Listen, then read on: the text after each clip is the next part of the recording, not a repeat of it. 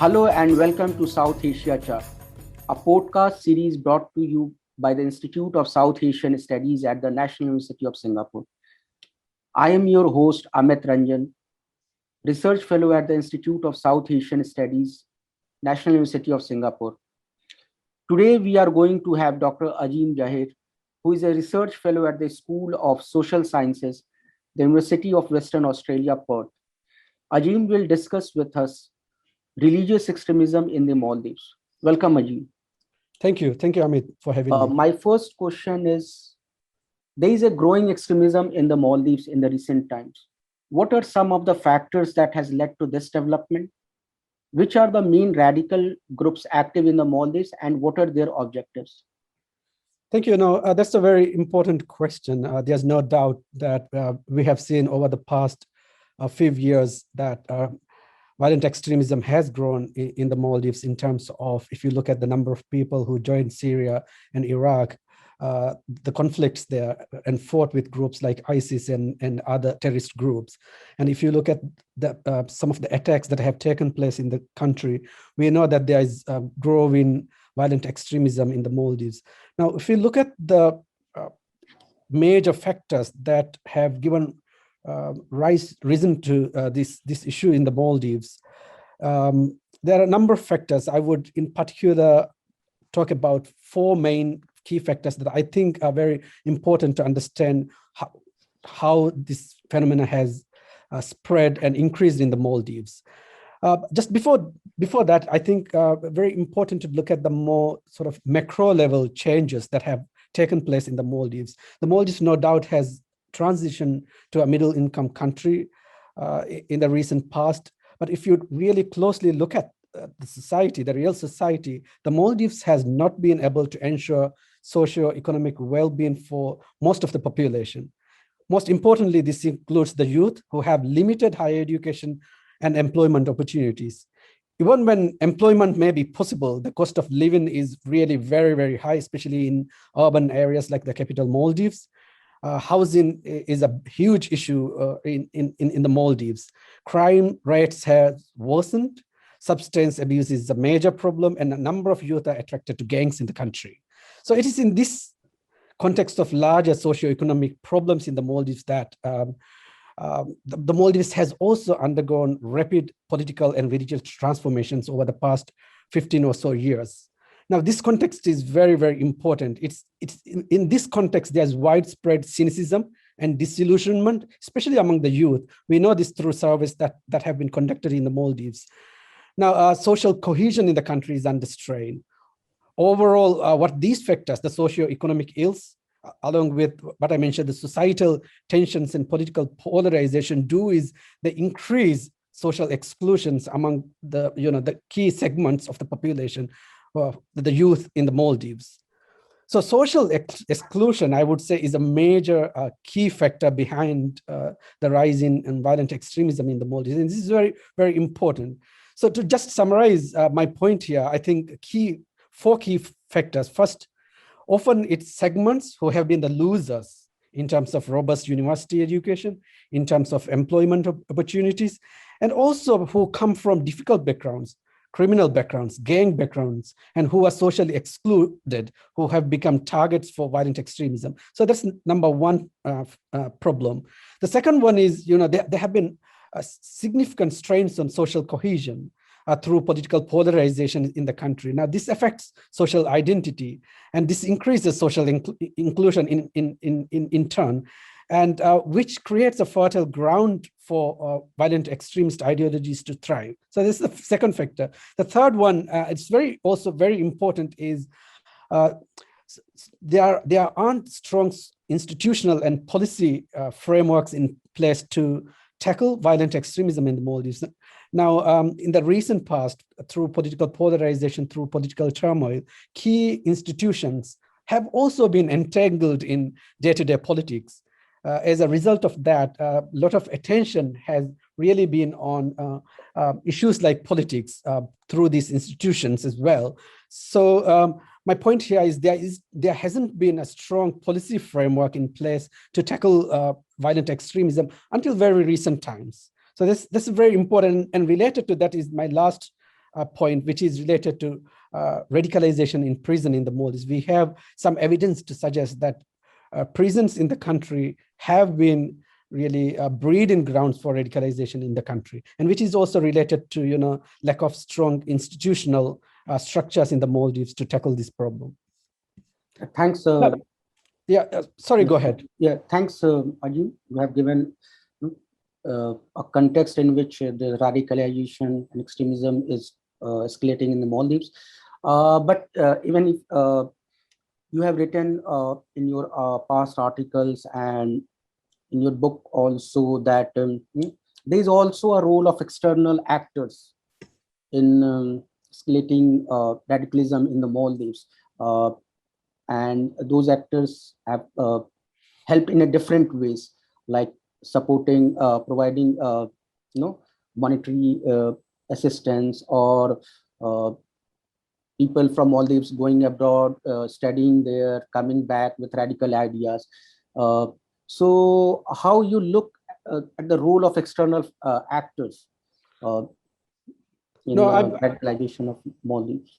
Yes, that's a really important question. I'm not dismissing the role of transnational ideologies, extremist ideologies, and transnational groups, and even regional groups. It's very, very important in understanding how violent extremist ideologies started to come in and thrive in the Maldivian context. That's a very important factor. I didn't mention that, not because it's not important, it's really, really important. The Maldivians who are attracted to violent extremists, the Maldivian groups who are attracted to violent extremist groups, they have their roots and linkages to regional countries, like especially Pakistan. Maldivians who went there in the 90s and 2000s for studies and other purpose. We know that they have been trained in through terrorist groups like Al-Qaeda and Lashkar-e-Taiba in Pakistan. So that's clearly there. And even now, we know that Maldivian groups who support ISIS in the country, they have increased linkages with regional ISIS. For example, ISIS Hind province. We know this through, for example, the magazine that they're publishing, South Hind magazine. There's a dedicated column for Maldivians to which Maldivians contribute regularly. So we know that there are regional linkages between these groups, and that's very important. And we can't dismiss that, and that's really very concerning too. But having said that, there's also some level of confusion, if I may put it that way, to distinguish between mainstream, largely non-violent Salafi Islam, which is also a growing phenomenon in the country, with violent extremist ideologies in the Maldives. I mean, there are a number of Salafi groups, Salafi NGOs, who are registered and who operate within the mainstream society, but who are not anti-system, who are not anti-state, who work within the system, who don't generally advocate for violent means to achieve their ends. So we shouldn't confuse that with violent extremist groups.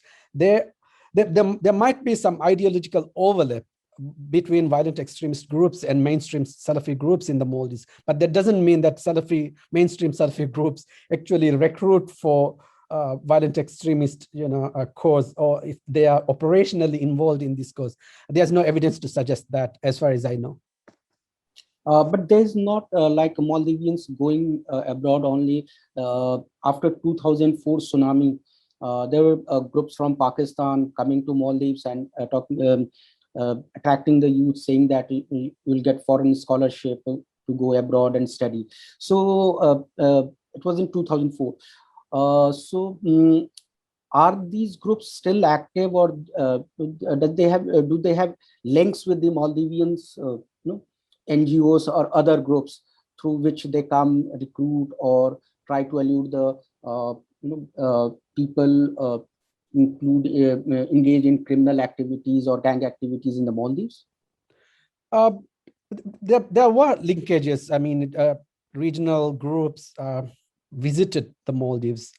That's according to media reports and some reports from the police. We know that these groups operated in the country, but I don't know if they are any longer physically operating in the country, and which is not really required for them to influence Maldivian groups, right? Through internet and other media, they can still continue to spread their propaganda and try to recruit Maldivians into their fold. So you don't need to physically be present in the country. And as I mentioned, we know that there are regional linkages between Maldivian groups, Maldivians who support ISIS and Al-Qaeda with regional Al-Qaeda and regional ISIS groups, both in the Indian subcontinent and Afghanistan as well. We know that, for example, there is a Maldivian family already arrested in prison in Afghanistan who were believed to have fought with ISIS in Afghanistan. So that's there. There's no doubt about that. And there were media reports that some Maldivians were also to some extent involved or had communications with the people who were behind the Easter bombing in Sri Lanka. So through this, we know that they have linkages with regional groups. But having said that, I'm not sure that regional groups are physically present in the Maldives. I don't have any evidence or any reports to suggest that. Recently, Mohamed Nasheed, the country's parliament speaker and leader of the ruling Maldivian Democratic Party, was attacked. President Soli not only condemned the attack, but also called the Australian police to investigate this. How you look at this attack, and whether it was politically motivated, or because President Nasheed's view has been politically attacked also from the opposition parties and even from his own party leaders and workers. So is it liberal view of Mohamed Nasheed or the political opposition that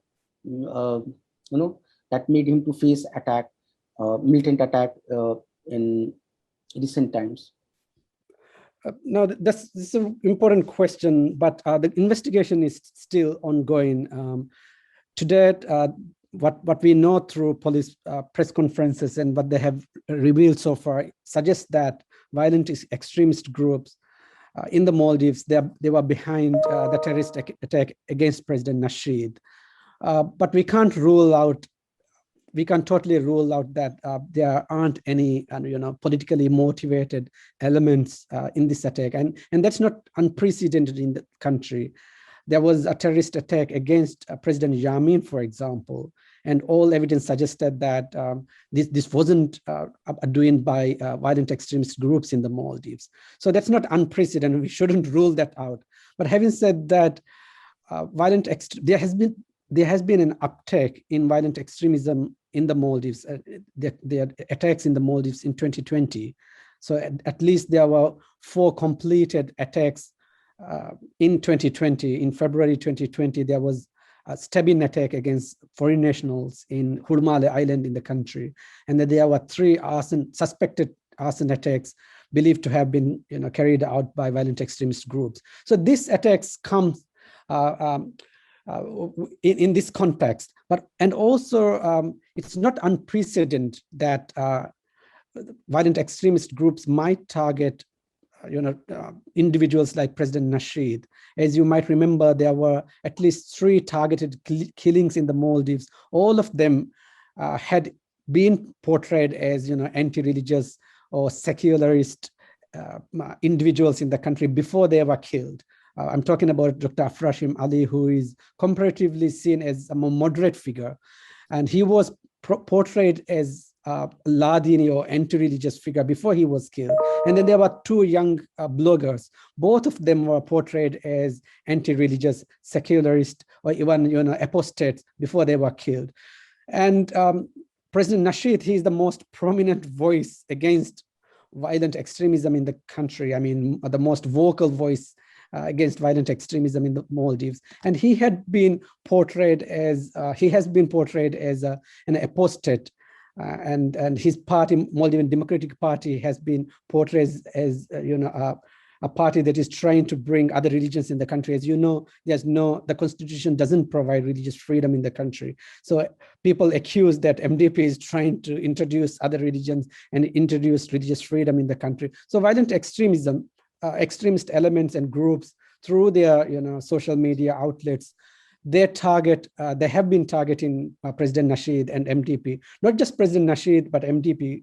They also target all mainstream religious figures. They target, the whole state and all political parties. But President Nasheed has been especially targeted by this group because he's seen as, the most prominent person trying to introduce other religions in the country. So it wouldn't be surprising if they targeted President Nasheed. And the other point is that he has got one of the highest levels of security detail in the country. Now, if you can penetrate his security detail, that sends a very strong message to the rest of the Maldivian population that they can target anyone, they can target any organization or any building in the country. So it's a very, very concerning development in the country, which we should be very worried about. Nasheed is also considered to be one by the political opposition groups that he is too much supportive of India, and he was condemned for his support, the so-called support for India by the opposition and from his own party leaders also. And then there's a growing India Out campaign led by the opposition parties. And 2 days back, there was Malaysia, what government of India said, malicious media reports targeting Indian High Commission staff.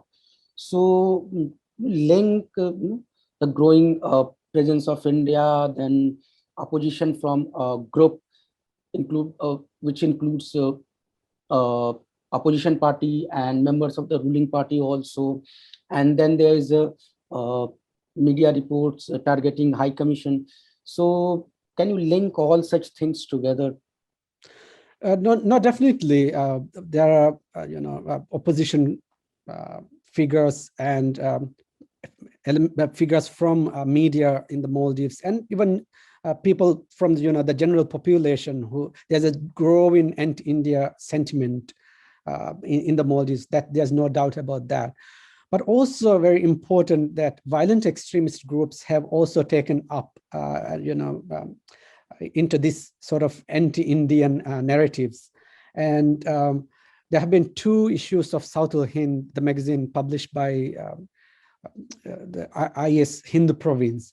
There were 2 issues in which Maldivians, talked about the growing Indian influence in the Maldives. The latest issue, which was published this last week, there was a 2-page article against India by violent extremist groups in the Maldives. So that's also an important dimension to what is happening in the country. But having said that, we have to distinguish between what the violent extremist groups are talking about and the larger constituencies who are concerned about the growing Indo-Maldives strategic relationships in the country. It's not the same thing, but it's also concerning in the sense that violent extremist groups are also emboldened by these sort of anti-Indian narratives in the country. After Soli became president of Maldives, the government has taken some strong measures to, what they say, de-radicalize the society and check the extremists. So how effective they have been? The government has no doubt taken a number of measures to tackle violent extremism. Even during President Yamin's government, they already started to take some measures, but this government has increased their measures to tackle violent extremism. They have amended, for example, the Anti-Terrorism Act. They have tried to repatriate Maldivians in Syria, and they have established a national reintegration center to bring these people and to carry out a rehabilitation and reintegration. And they have also recently established a comprehensive national action plan on preventing and countering violent extremism. So there's no doubt the government is doing a lot, but the question is it doing enough? To that question, I doubt that they are doing enough in terms of really targeting the real groups that we have to target if we want to prevent attacks and terrorist activities in the country. So just to give you an example, one of the key suspects who is believed to be behind the attack against President Nasheed. Through media reports, through interviews with the friends and family, we know that this individual had been with a radical group for 5 years, a separatist group operating, propagating this sort of propaganda through, in mosques in the country. So the question is, how did this happen? So this suggests that the sort of countering violent extremism that the government has been doing is really missing the target. So they do a lot of work in terms of, awareness campaigns, in terms of workshops in the islands, which really very much focused on ideological aspects of radicalization, but it's really not, targeting the broader issues that make, that create the conducive environment for young people to get attracted to violent extremist ideology. So that's number one point. So they are missing the real targets. The other one is that there's no real system, no mechanism for families and, friends who might be concerned that their loved ones are getting, drawn into violent extremist ideology. There are no mechanisms in the country for these people to turn to. So in terms of rehabilitation, in terms of counseling, in terms of, as you mentioned, de-radicalization, there aren't any mechanisms, any frameworks in place to date in the country. How the rising extremism and the political violence also, if you want to add, is going to affect the tourism sector, which is considered to be the spine of Maldivian economy. I think the tourism sector has so far been very lucky in several ways, especially in the fact that mainly the luxury tourism in the country is concentrated on separate islands. So where there aren't, local population, local people aren't living in there. They only work there. Some people work there, as workers, but they aren't living there. So in that, these are very secluded islands. So it gives some level of protection to these islands. So far, there hasn't been any, major terrorist attack in any of these islands, partly because they are very, secluded, and it's difficult to carry out attacks. But having said that, there's also some level of vulnerability with that. As you know, 99% of the Maldives is water, right? It's very hard to patrol water, the seas in the country. So in 2020, there was a suspected terrorist attack, arson attack against water wheeler in one of the luxury islands. So it's very hard to patrol and detect these sort of, random attacks that might happen in these islands. So that's also opens to vulnerability. But so far, tourism industry has been lucky in that there hasn't been any major terrorist attack that has taken place. But if any major terrorist attack takes place in the Maldives, especially in a tourist island, then that would be very detrimental to tourism industry in the Maldives, because it relies exclusively on the peaceful nature of the Maldives and the beauty of the country. As you said, also there are Maldivians presence in Afghanistan. There were media reports about links between the Maldivian groups and groups in Southeast Asia, and then there is a presence of Maldivians in Iraq, and Syria. So it's looked like Maldives is becoming a hub of exporting this recruits for other groups, and how you look at this issue and how it's all linked with the security of the region, South Asia and parts of Asia. I mean, the Maldives has been seen as one of the largest provider of per capita, in terms of per capita foreign fighters to Syria and Iraq. At least 173 people, according to official figures, travel to Syria and Iraq, which includes women and children. So this is a significant number coming from a small country like the Maldives. So that concern exists. And also, not just now, even around 2008, 2009, there were Maldivians who conducted attacks in Pakistan. including suicide attack in Pakistan. So that danger or risk exists. The fact that Maldivians could be recruited to join regional groups and even more transnational global groups like ISIS, that concern exists. But whether there is an organized, Maldivian group capable of carrying out attacks on their own, that's questionable. It's more accurate to say that there are cells in the Maldives who might be linked through internet and other media, messaging platforms, who operate as a network, but who are not necessarily capable of carrying out attacks in the region without, without cooperation and linkages with regional groups. I don't think there is such a group in the Maldives at the moment. My final question is, we have talked about the House. We talked about how state is doing its job to de-radicalize society, de-radicalize this Maldives. But how you look at the role of the civil society and what are the measures they are taking to de-radicalize the Maldives? There hasn't been any program or any activity in terms of de-radicalization in the Maldives by civil society groups.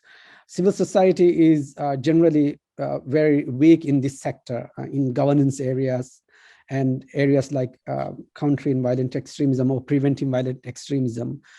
But there are few civil society organizations who have in recent past tried to get involved in this area and conduct more preventive work rather than de-radicalization work. There hasn't been any such activity so far in the country, but civil society could play a big role in this area. If there are precedents in other areas, for example, substance abuse in the country. There are some civil society groups who have worked with formas, people who have come from prison and other detention centers, and these groups work with former substance addicts, drug addicts. So there are precedents. So it's very important for the government to increase their links with civil society groups, to work with people who are already attracted to violent extremism and try to rehabilitate, conduct counseling and other sort of work that civil society groups are well placed to do, especially if provided enough funding. So that's also a very important area. A number of these civil society organizations in the country, they're very small. They don't have sufficient funds to even carry out the work that they are already carrying out. But if funded well, what they bring on board is that they bring the bottom up, the more community-based kind of work and voice to the table. That's very important. And there are some Maldivians who are trained in psychosocial work and psychiatry, trauma therapy, and I'm not saying that there's a significant number of people. There are a small number of people who are working in this sector. But if they are given enough training or sufficient training in the area of terrorism and violent extremism, they could be brought on board and help the government's work. Thank you, Azim, for joining us. You were listening to South Asia Chart. To learn more about our work, visit us at isas.nus.edu.sg. Also follow us on Facebook, Twitter, and LinkedIn for the latest happenings. Thanks.